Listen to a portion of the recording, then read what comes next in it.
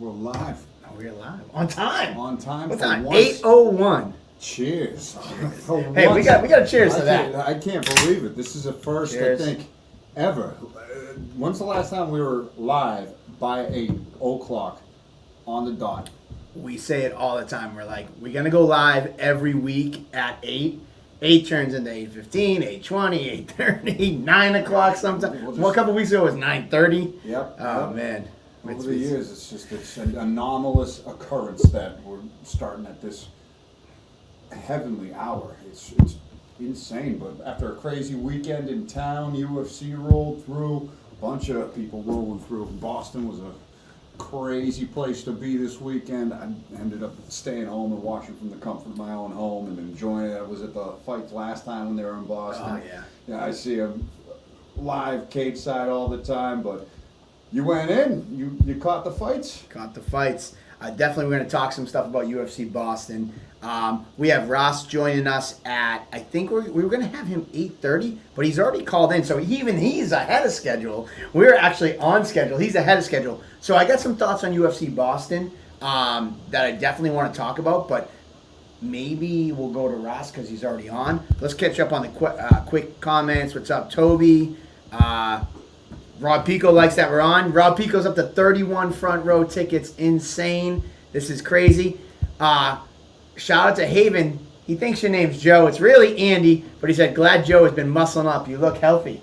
Yeah, Joe, muscling up. All right. Yeah. But this is Andy, not Joe.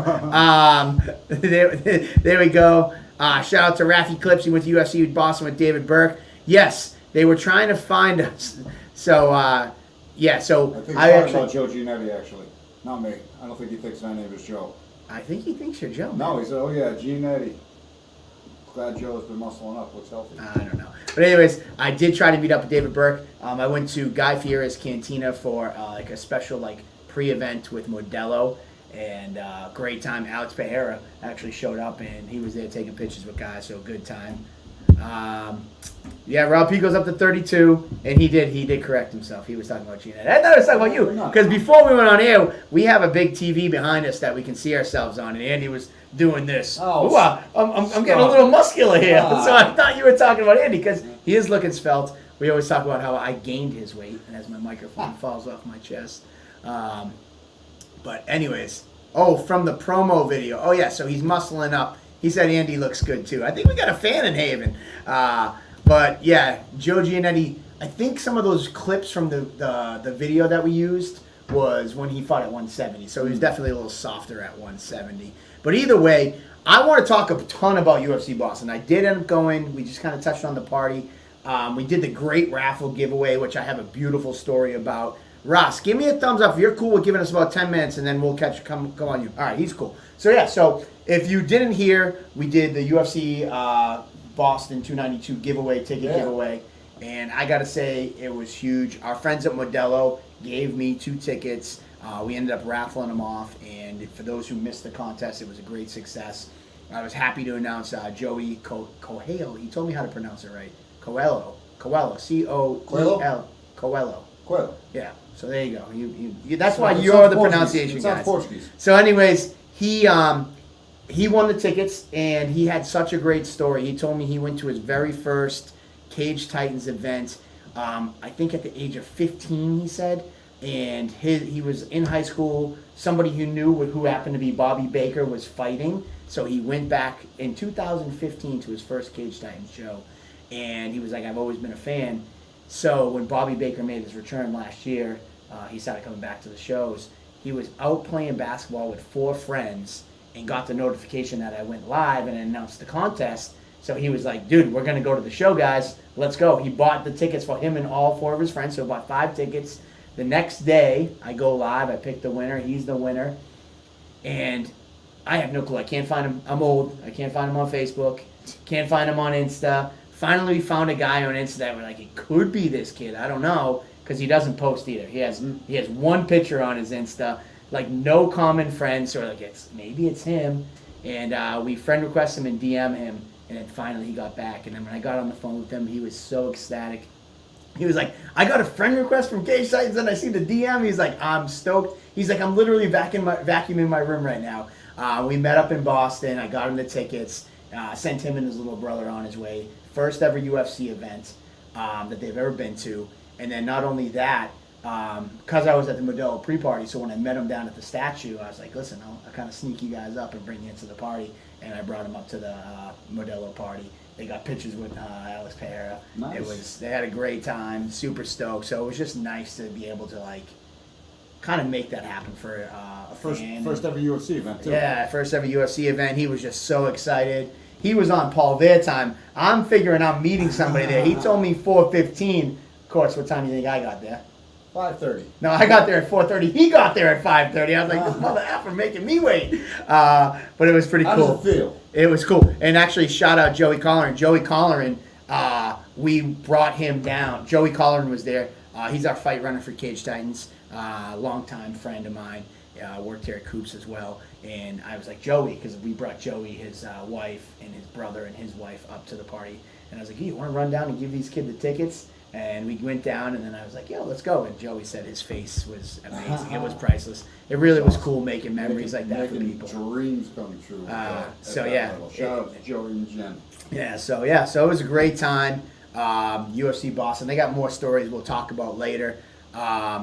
David Burke, that's where I kind of got me on the story, Maddox Brown. David Burke was there. I was like, yo, come over here and just say you're here for the the private party, and you can get yourself in. And he couldn't get it. Felt bad. And I went out to go get him, but he was already in the venue, and they don't let you leave the venue and then come back in. So it would have been nice to meet up with David Burke. I will say that for me, it was very cool to kind of go to the UFC. I've been there a bunch of times before, but seeing the network that Cage Titans has created, like, we had I saw so many fighters that I ran into just walking there. I saw Tyler King out at the statue. I saw randomly, I'm standing there talking to Tyler King. Some guy taps me on the back. He's like, hey, are you Mike from Cage Titans? I'm like, yeah. End up being a friend of Chris O'Brien. So he grabs me. He's like talking to me a little bit. He's like, I keep wanting to get Chris O'Brien back in the cage. And he's just like so excited. I didn't know the kid before that. And his friends are like, can we leave? And he's like, give me 1 minute. So then I put him on our Instagram, and I was like, call out Obi and see if we'll get him some reaction out of him. Joey Rogers, who did kickboxing for us before.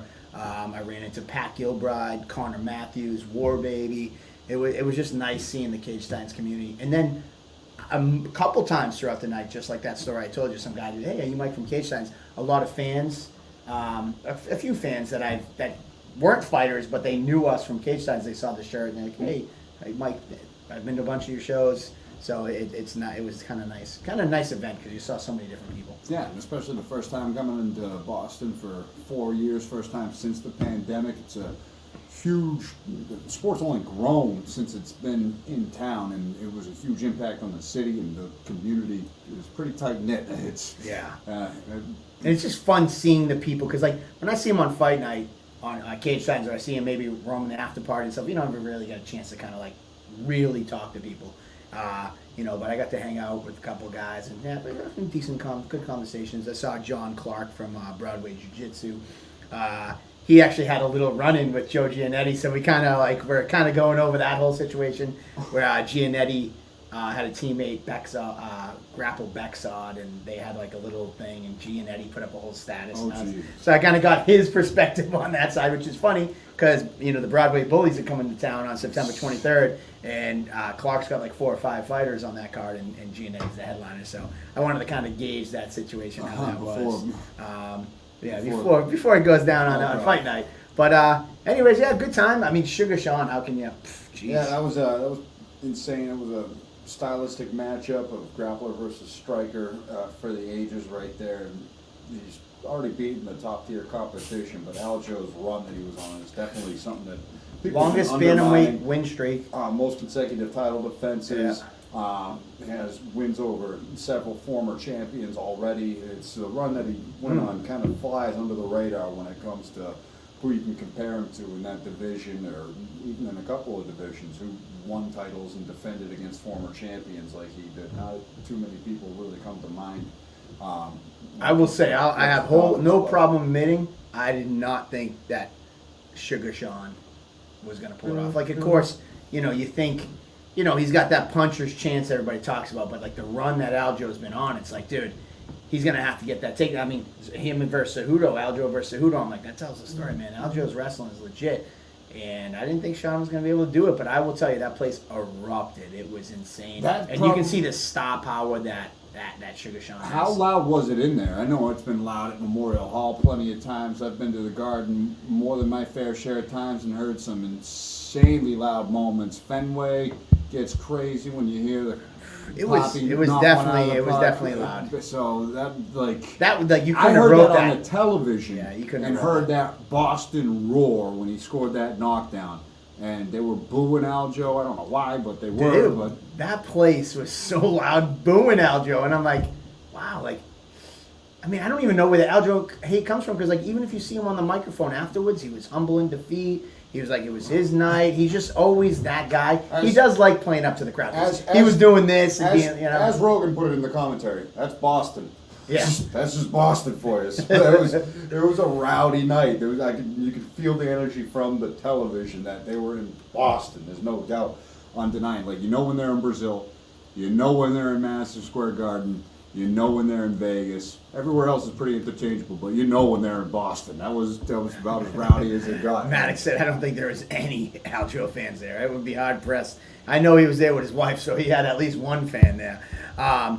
You know, it's funny, and it's a lot different than a Cage Titans event. A Cage Titans event, like, we're at our probably max, like, midway through the card. That's when it's at its loudest. The UFC event, like, it kind of is the opposite. People don't come to the middle of the event, which ends up being when they go live on the pay-per-view. That's when it fills up at its most, and then they're all still there at the main event, which is a little different from a local event. So it was definitely something. You know, it was. I mean, and Sterling's from New York. Gage Louis points out he's from New York, Long Island. It's not a far trip for his fans.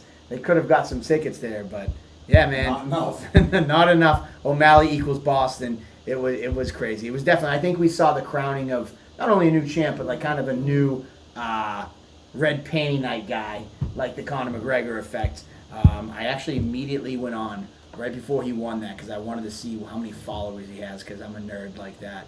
And I went and see how many followers he has. He had 3 million followers. Today he's 3.4 million. So we gained almost 500,000 followers overnight with that, which is huge. And I know you're not a social media guy, but that's some big numbers. And they released the full knockout on ESPN and on the UFC's social media, which is insane. That I know, again, you're not a social media guy, but that's something you don't see like on a pay-per-view. They're not throwing out the results. They're showing you get your hand raised afterwards or you're jumping on the cage, and you kind of got to think, oh, well, what happened? They released it immediately. They mentioned at the post-fight presser that it was already the highest-selling pay-per-view for a bantamweight championship of all time. So it's already smashed that record and probably was kissing some other ones as well. Fuck it, largest record. Well, they already probably made the money off of it on pay-per-view. Also, the highest gate, 7.25 million. Outside of the NBA Finals at the TV so it's Celtics still reign supreme, but the UFC's been smashing. I mean, that's a hard thing to compare with, but yeah, man, it was like that was nuts. I'm actually trying to pull something because just to kind of give you guys directed real quick, and then we're gonna go to Ras, and then we'll talk a little bit more about this afterwards. But I actually pulled a report for the Athletic Commission. We were actually, when we were talking about the UFC, we have a couple things. I think I might have talked about it before, but there's a bill in front of the House right now we're trying to pass to get somebody fully in charge. So there's a couple things that we're doing, but one of the things that I pulled was the gates for the UFC and a couple other things. I'm not going to bore us. I'll look for it when we bring Ras on. I don't want to keep him waiting, but yeah, I pulled all the gates from the last 10 years. Yeah, from when they came in 2011 to 2013. I think it was like a $2 million gate before their highest gate at UFC in Boston. 2019, 2018, 2016. Oh, here we go. They were here in 2013. Gate total, 2010, 2.8 million. Gate total 2013, 1.5 million. Gate total 2015 when they're here, 1.34. 2016, 1.3. Stipe Miocic versus Ngannou, 2.4. 1.45 million, and then ESPN in 2019 1.1 million. So This one, wow. and this one is 7.25 million. So there you have it, man. I mean, this was a big deal going on. So yeah, let's go. So, anyways, yeah, it was definitely a great card. I saw Frederick win. He gave me the turn around. I'm behind you. Always creepy. Oh, yeah. Not creepy because I knew he was already there. But it's always funny when you get a text like turn around. I'm like, what? Yeah. There's somebody standing there. Saw Frederick win.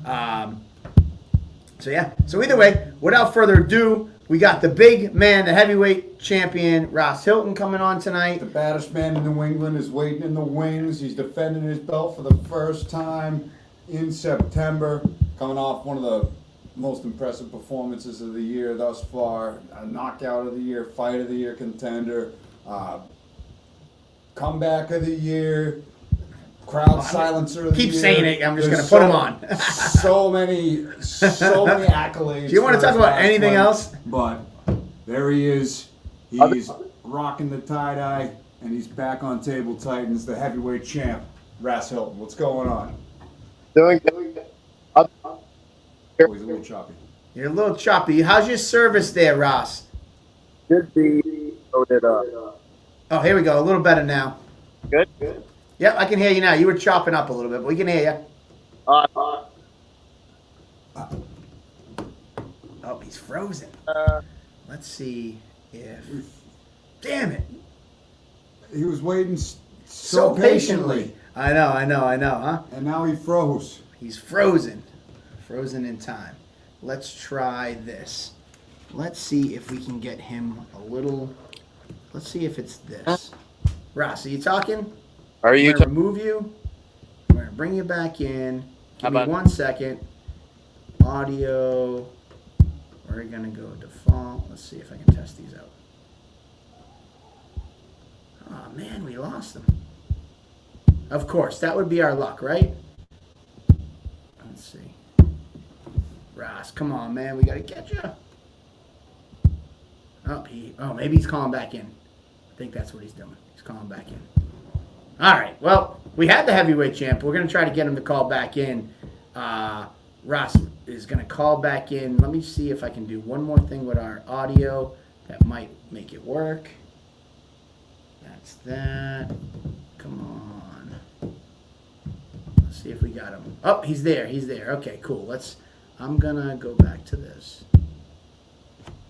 Let me go plug this cord in. Andy, you carry the conversation. Carry the conversation with who? With the weight screen here? Ras is waiting in the wings. I'm just going to sit here and talk to myself as you fuddle around with cords, but the man needs very limited introduction. He's going to be back defending his title against Joshua Marsh. The man who handed him his first professional loss, so he's going to be looking to avenge the first loss and defend the crown that he just won a few months back. And it looks like you're still fiddling around. Oh, he's there. All right, let's see. Let's add him in. Yeah. How we doing? I don't know. How are we doing? Oh, let's see. Anything? Still don't hear him yet. Let's try this. Come on. Testing. We're plugged in here. We're plugged in there. Let's try one more thing. We already did a test early. We did a test earlier today, too. Here we go. Testing. Here we go. Testing. All right. Great. All right, my man. How you doing? Depends. It's kind of choppy. Can you hear him the whole time he's talking? Guys at People home? at home, can you hear him? Yeah, it sounds like they can hear him, but we're not hearing him. I'm going to try one other thing. Why don't we do this? Try to bring the audio to the computer instead of the... Yeah. How about you guys? Can you hear him now? Somebody go ahead, give him a little talk. Yeah, he's choppy. Are you connected to Wi-Fi? Yeah.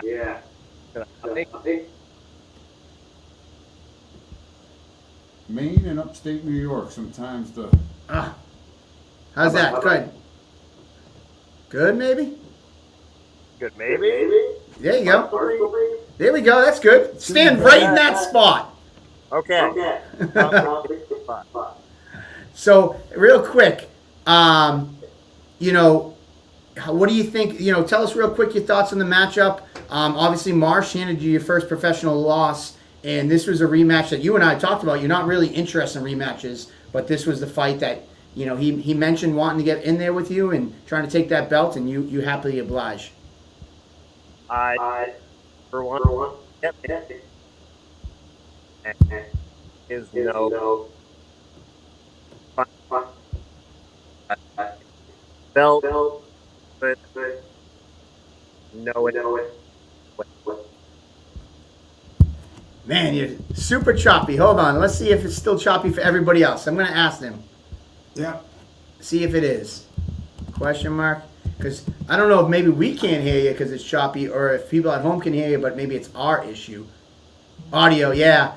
So, Ross, it sounds like the audio is not working. You're getting, let me see. No, it's got to be on His side. his end. yeah. We've had that happen before. Let me see. Anything, guys? How about now? Give us a little talking now. Anything? We can hear you. It's just Anything at all. when you keep talking, like, it cuts you off after a few words into your sentence, and then it just gets really choppy. Yes, I can read your lips, and I think you just said that's weird, but I did not hear it. Hey. So, all right, that's about where we're at right there. I All right. heard the A, but I did not hear the that's weird, though I got that that's what you communicated. Oh, somebody said that's better. Way better. Somebody said, do you have a headset? That is We're going to try to fix this, champ. All right, we got to fix this for the champ. We can't be having him. Let me try echo cancellation. I'm going to try one other thing. I'm gonna try. is go annoy and sit next to the writer. Oh, there we go. What's he going? He's in the basement. Got a hobbit house, man. Things Oh, just come on. going and going. You're good, man, right there. Keep talking. How about now? You're good. You're good. That sounds much better. And then he kicks out. Solid? Solid, yeah. Okay.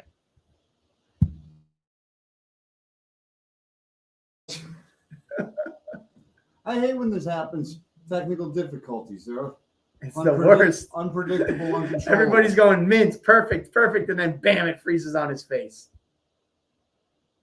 Oh. Of all the terrible things to freeze on.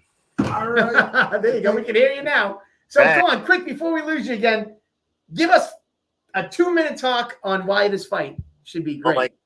First off, now that I'm not getting chopped the crap out of, Andy, other than comeback fight of the year, I appreciate the compliment, but bring it down. Come on. But as far as the fight goes, I wanted whoever wanted that smoke. And, I like you said, I haven't really entertained the idea of a rematch. Most of us either, they don't do anything anymore. We train together. So it never really crossed my mind. But when it came time to say, come fucking get me, Josh said, yeah. And quickly, I recall, how quickly did he jump into your DMs, Mike? Because you said he was like right there. Yeah, I think right after you won, his coach hit me up and was like, yo, if you're looking for somebody, Josh would love to run it back. Yep. And, I reviewed his fight with Brendan leading up to this. So, I know it's kind of an odd situation coming off the loss, but I mean, I don't see anybody else jumping up to come and shut me up. So I think that with the evolution that Marsha showed over the last several years, and with the fact that, he may not have the last win, but he's got the last win on me. So, yeah, if he wants to come and try and take it, then I need a paycheck. Maybe want to feed, and there's a birthday coming up. So shout out to my youngest. This one's for you. Calling it out. Round 1, KO. We're not going to need all 5 rounds, boys. Early business call there. I mean, this was a fight that was reasonably early in both of your careers. Only a few fights in for both of you. What do you think? Stepped in. this time around from your end, and what do you think is going to be different that he brings to the table on Joshua Marsh's end? Well, for both of us, it's really experience, and we don't approach things the way that we do. Uh, it's 5 years ago that we last faced each other. There's a world of difference in me, and he's not a pure wrestler anymore. So there is a striking acumen to contend with. There is a jiu-jitsu acumen to contend with. There's 500 pounds of human going at it for the belt. I mean, this is a lot more intense, and we've got a lot more tools to bring to bear. I'm always here to bang. It's going to be an exciting night, no matter what happens. It's going to be fast, and it's going to be a don't blink moment the whole time we're in there. So you mentioned a birthday. We kind of. What's the age? What's the age on the birthday? Oh, I'm getting old. My youngest is now 14. Oh. I thought you were going to say, "Oh, I'm getting old." But you didn't remember. I was like, "Oh, come on, man! You got to remember the birthdays." Andy, what do you got for him? Because as we have his mic going well, fire your questions at him now before we lose him again. Well, it's been a while since we've talked, but give your thoughts to the people. What it was like being part of that inaugural Cage Titans Heavyweight Championship, and you demonstrated in the call out with the announcement of this fight. But what's your message to the rest of the division and the rest of the people being the baddest man in New England right now? Thank you. Appreciate the throne. King of the North, first of his name, and that's really been the high I've been riding.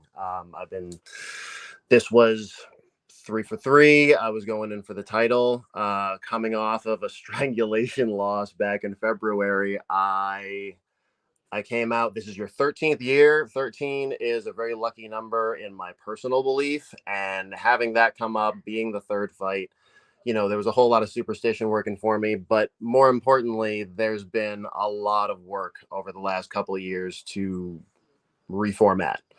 I was starting to stagnate in a real major way, and now I'm on an upward trajectory again. So I really can't wait to see what happens next. So yeah, bring more guys, because the message is the same. Come fucking get me.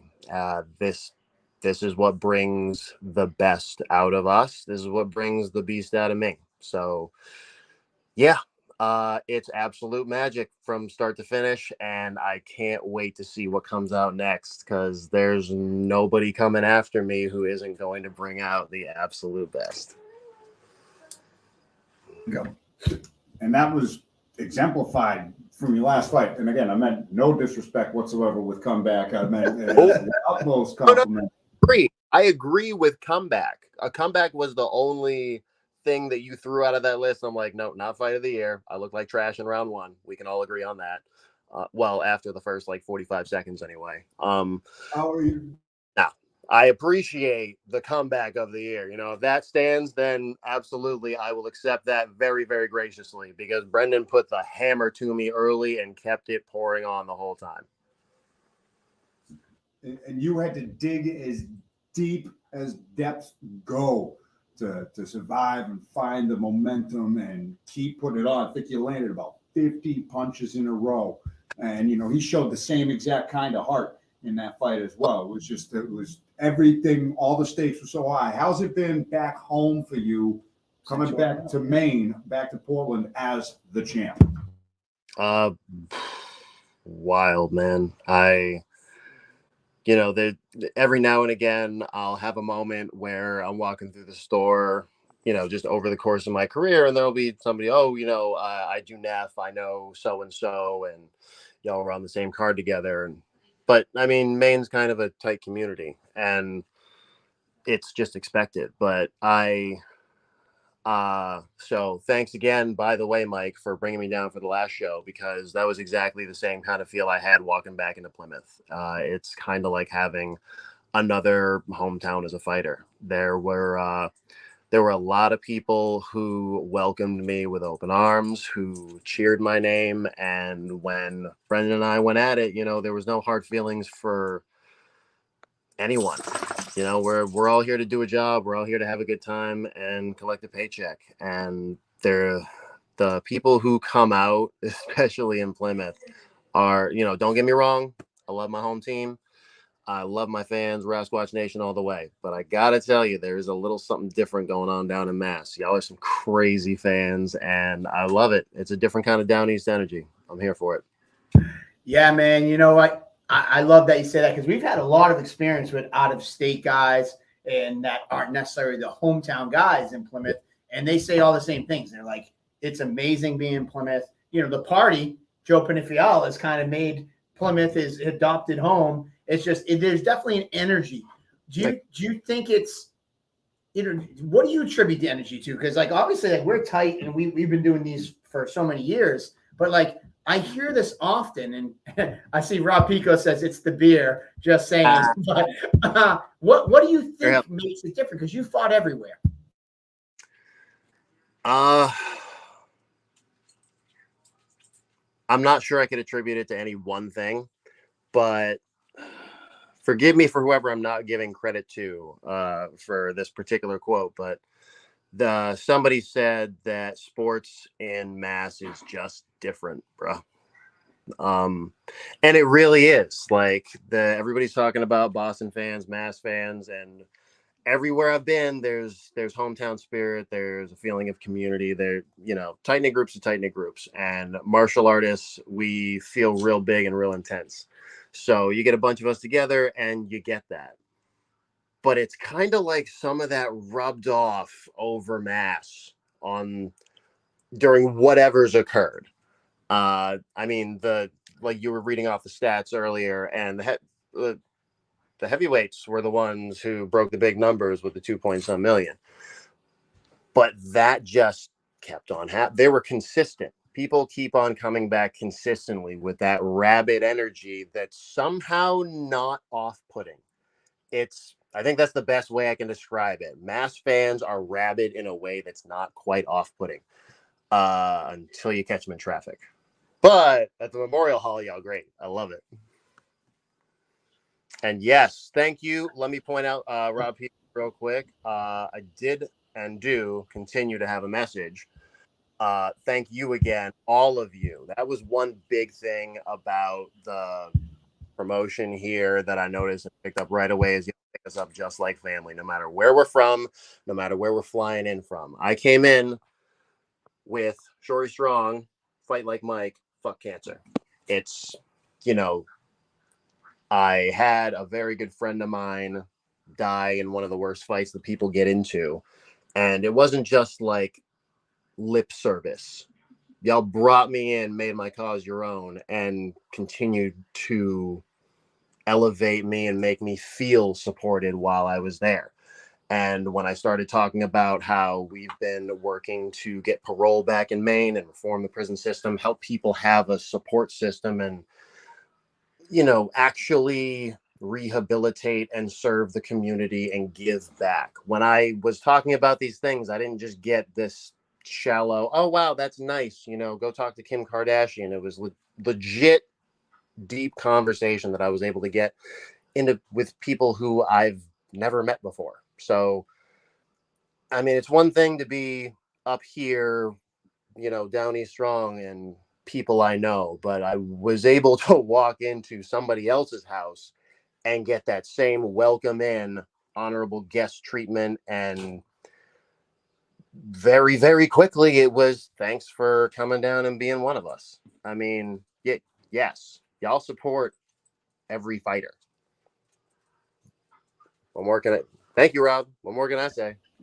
Well, dude, that's great. I just want to point out that I did get most school spirit as my superlative when I was in high school. So I bet it's just because I'm so energetic and I pushed that on. So I'm going to shout out to Abington High School, class of 1999, most school spirit right here.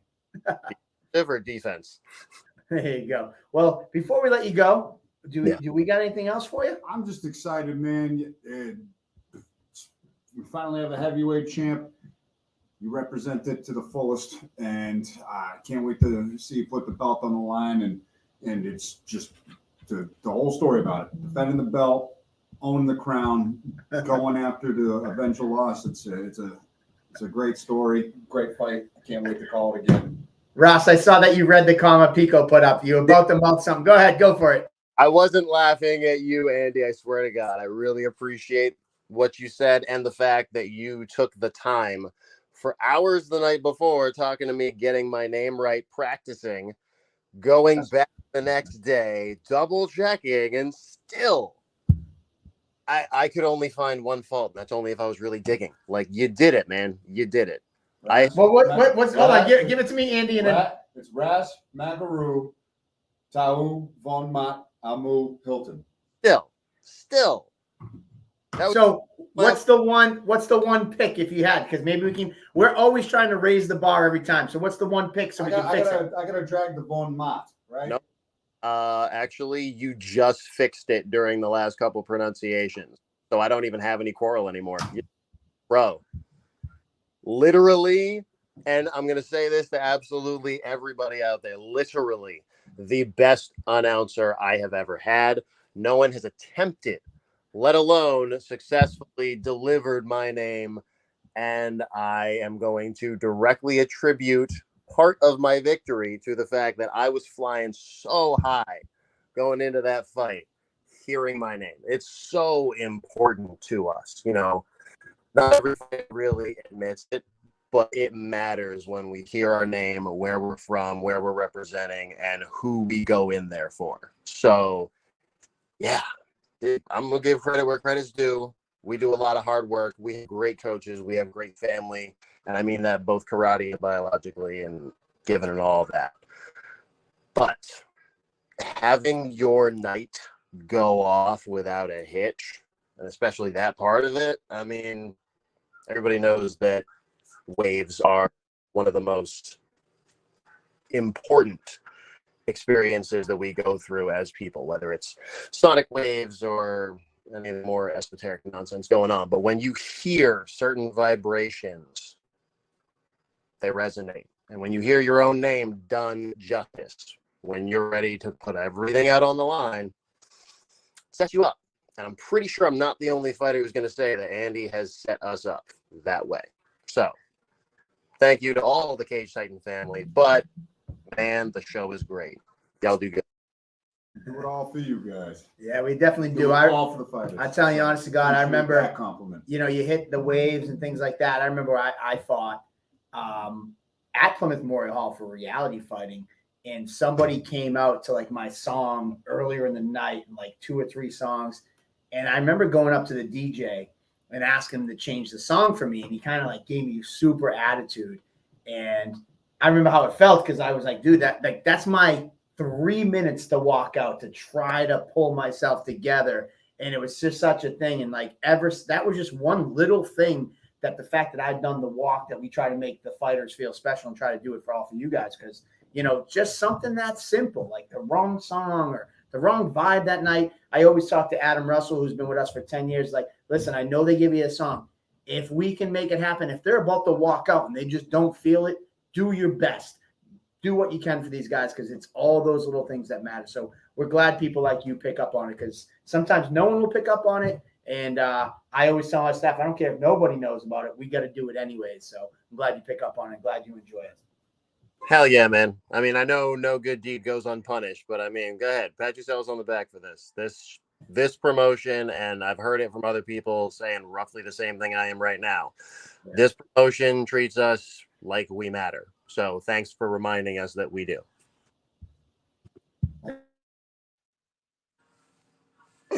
You're muted.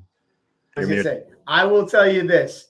I'm glad I have Andy, because I am the worst pronunciations. I have no clue how to say people's name. And I always say, I'm such a jerk for butchering your name, but that's just because then I get in my own head, because I'm like, do I always say it this way, but it's supposed to be this way? So that's why I always just look at Andy. I'm like, I don't know, Andy, you take this one, because I ain't got it. If I mispronounce anything, I don't feel bad. My last name is butcherable as it gets, so it's. Oh, come on, Kirsten Kowski's not that hard.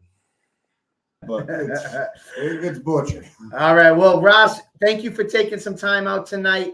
I'm going to give you one last big screen shot just of your face, and send us off on why they should show up on Saturday, September 23rd to see the big man himself. Oh, actually, before you go, I got one more thing. You might beat me to it. Go ahead. I have a question for you because I am a little bit behind on my info. So, is there another crown going on this night so I can say the thing? Me, Joe, and is there another title on the belt? Is there another title on the floor or no? Oh, yeah. There's only 2 title fights this night. 2 title fights. Okay. 2 titles. Okay, so never mind. I won't say the other thing, but I will say, come Cage Titans September 23rd, because it will be an absolute barn burner from start to finish, and we are going to finish off the night with a 2-crown absolute extravaganza. For the love of God, JoJo and I are here to put the gold on the line. And Plymouth is going to come out to remind us how very important it is to do the job, do it well. And that happens when you enjoy yourself. So please come out, enjoy yourselves, enjoy us. Cage Titans number 61, 2 belts on the line, and an entire card full of fighters who are all ready to put their souls on the line for our entertainment. Come on, come see it. Hey, one other quick thing that I wanted to quickly touch on, and I'll just say it as your parting ways.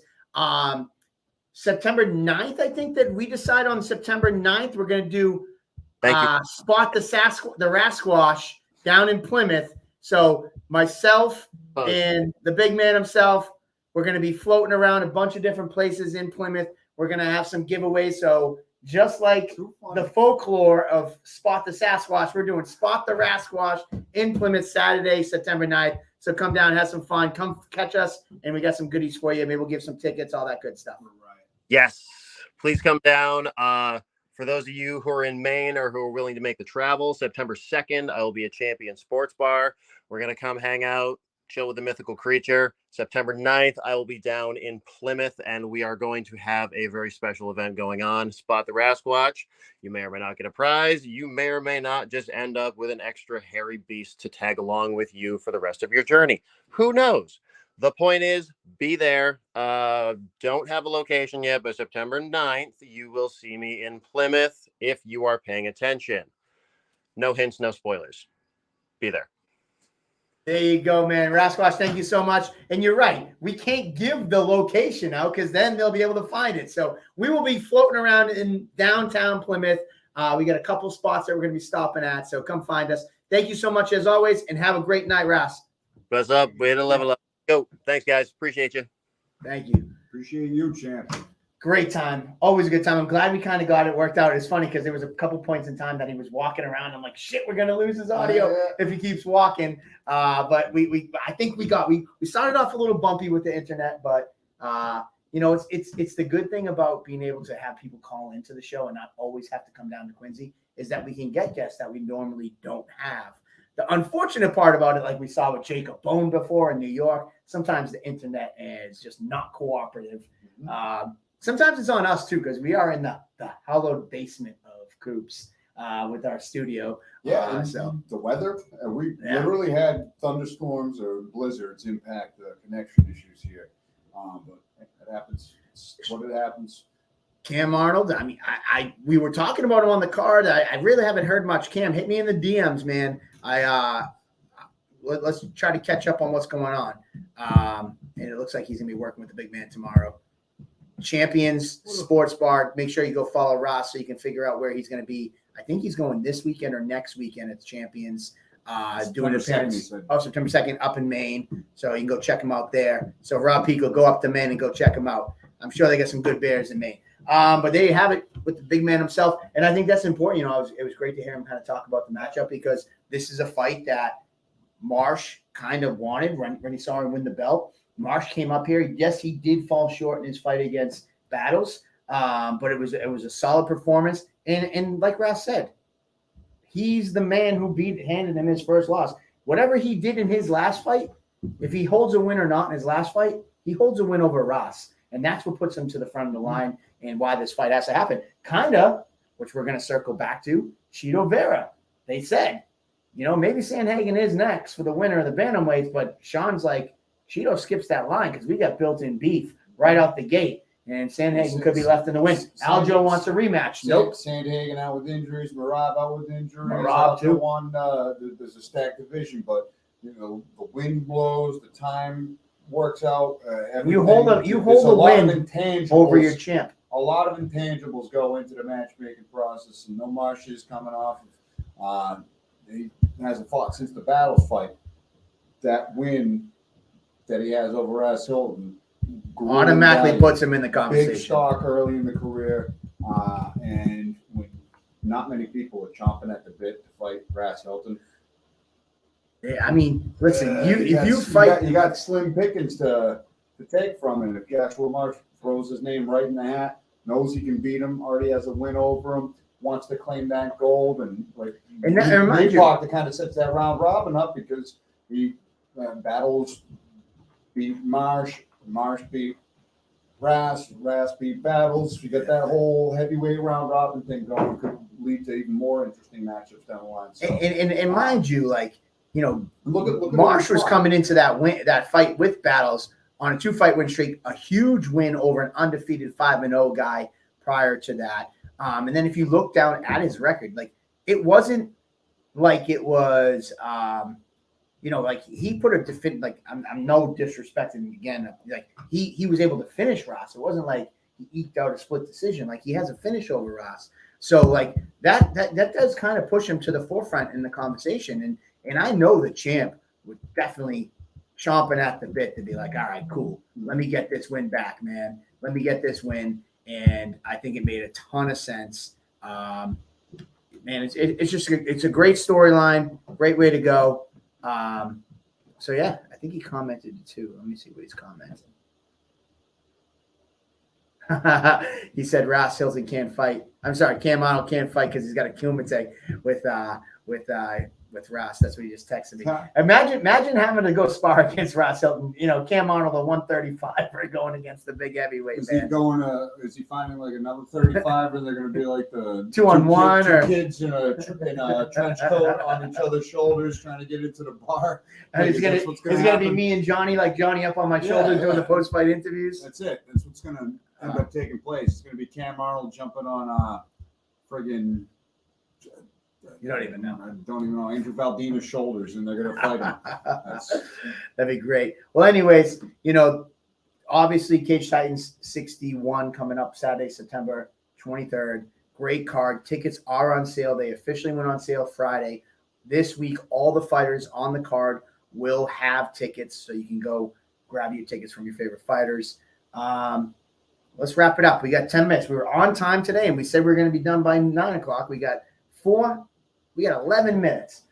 Some fun things about UFC Boston. Let's just kind of wrap it up with that because it was such a good card, and how can we not talk about it? It was just good to see the UFC back in town. I'd like them to come to Boston more often. It seemed like it was a successful show.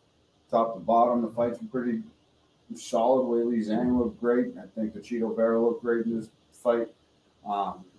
Munoz there really campaigning for that rematch against Sean O'Malley, who definitely stole the show, stole the night, and gave Boston the loudest pop since 2004.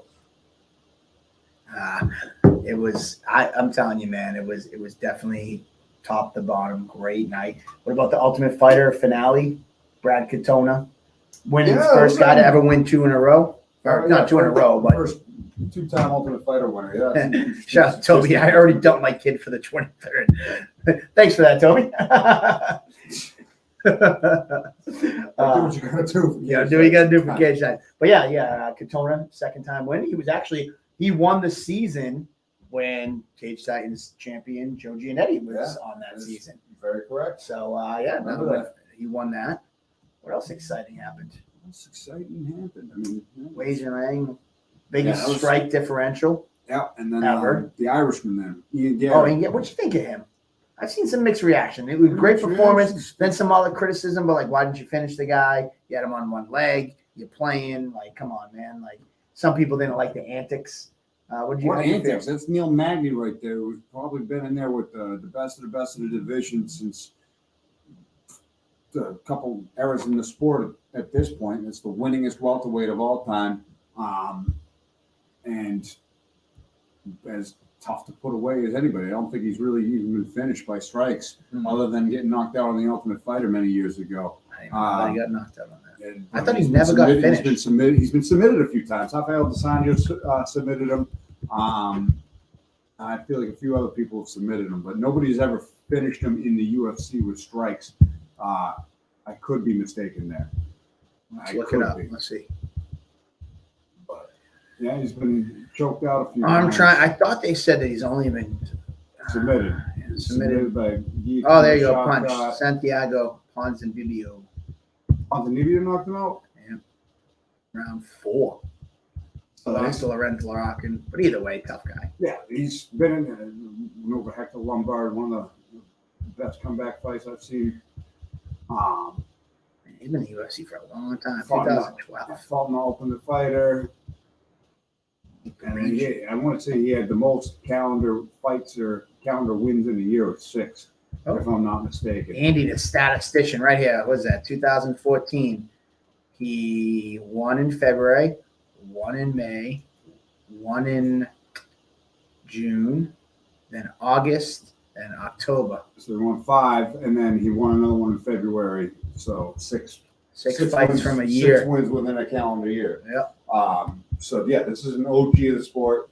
Not surprised that he wasn't put away by this young, undefeated up and comer. I think maybe he wasn't playing a little bit. Really? No, I don't think he was playing at all. I think he's probably sitting there wondering what he's got to do or hit this guy with to put him out of there. Still moving his head, even though he's only got one leg. You've kicked him down on his butt to a point where he's butt scooting across the cage to try to engage in a fight. You're fighting the Monty Python Black Knight. He's hobbling at you. Still not saying die. You cut off his other leg and he still wants more. You cut off his arm, he's still biting your kneecaps off. That's just what you're dealing with there. Yeah. So it's not like he didn't finish him for lack of trying. He just fought as seasoned of a vet as it gets, and that's still, even though he's got a bunch of hype, he's undefeated and a bunch of finishes. It's a really young up and comer, and I didn't think that he should get any flack from his performance at all. And it just fought a guy that just wouldn't say die. I got to say, what you get in this, there's levels to this. And he definitely took the toughest test of his career, and Ian Gary did. There's like 2 kind of breakout stars that people have kind of been talking about.